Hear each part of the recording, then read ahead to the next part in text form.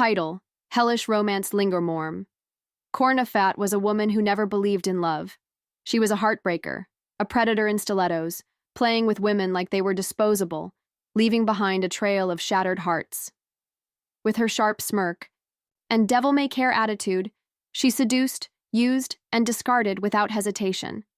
Love to her was nothing more than a game, but karma, as it turned out, had a sense of humor. Orm died. It wasn't dramatic, just a stupid accident, a reckless night, a slip and a fall. She woke up expecting darkness, but instead, she was surrounded by fire, screams, and the stench of sulfur. Hell. Welcome to your new home, sinner. The voice was smooth, yet laced with cruelty, and when Orm turned, she saw her. The demon, Lingling Kwong. Lingling was ethereal, a contradiction of everything hell should be. Her crimson eyes glowed with wicked amusement, her lips a dangerous curve of seduction. Her body, every inch of it, was sculpted perfection, wrapped in a black corset that emphasized her curves, her long legs clad in thigh-high boots. Her dark horns twisted elegantly, her wings stretched behind her like a goddess of sin itself. Orm should have been afraid. Instead, she was mesmerized. Lingling raised a clawed hand, trailing a long, sharp nail down Orm's arm, and suddenly, pain erupted, in her veins like fire. But Orm didn't scream. She shuddered, because the touch, the agony, it didn't hurt. It made her pulse race. It made her body heat up in ways that had nothing to do with the flames of hell. Lingling noticed. Interesting, the demon mused, circling Orm like a predator. No mortal enjoys pain like this. Orm tilted her head, her lips parting into a slow, knowing smirk. Maybe you're not hurting me enough, gorgeous. A flicker of something passed through Lingling's expression, but it was gone. Before Orm could grasp it, the demon stepped closer, her breath hot against Orm's skin.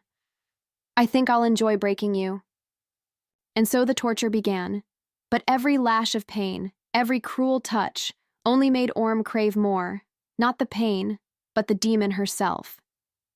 Every day Lingling inflicted torment upon her, and every day Orm met her with that same damn smirk, eyes dark with desire.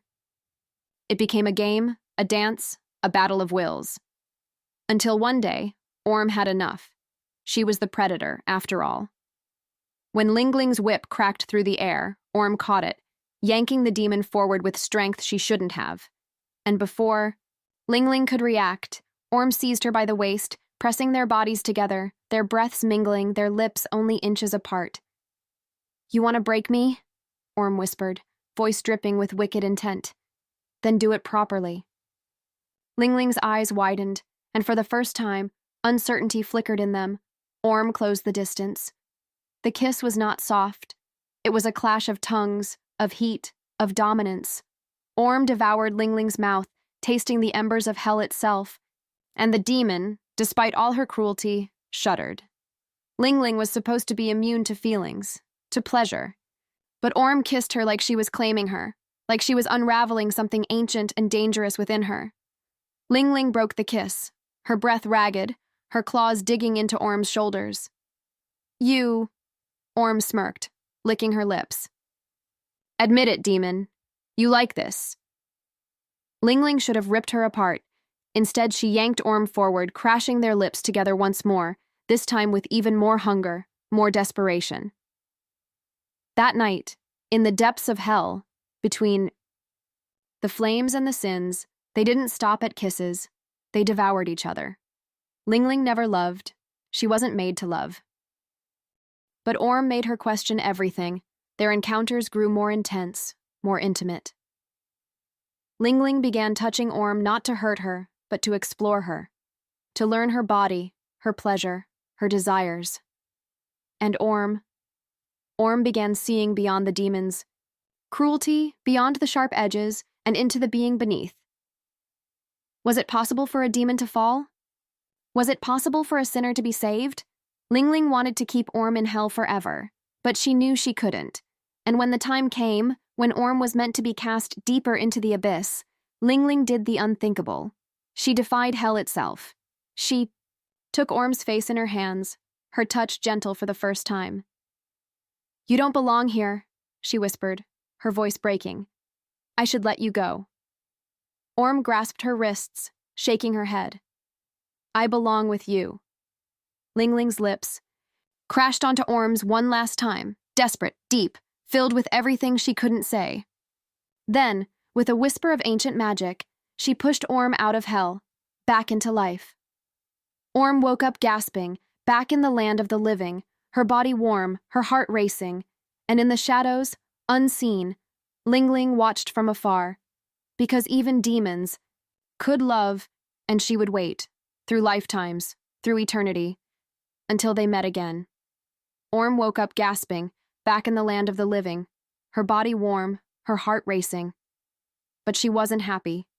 She wanted to go back to hell, back to Lingling. And so, Orm did what she knew best. She embraced sin, continued her reckless ways, determined to return to the underworld. And she did. She found Lingling once more, and together, they ruled hell side by side. But something changed. Being with Lingling, loving her, softened Orm in ways she never expected. They both learned through eternity in the flames that goodness, true goodness, was more powerful than any sin, and for that, they were given a second chance.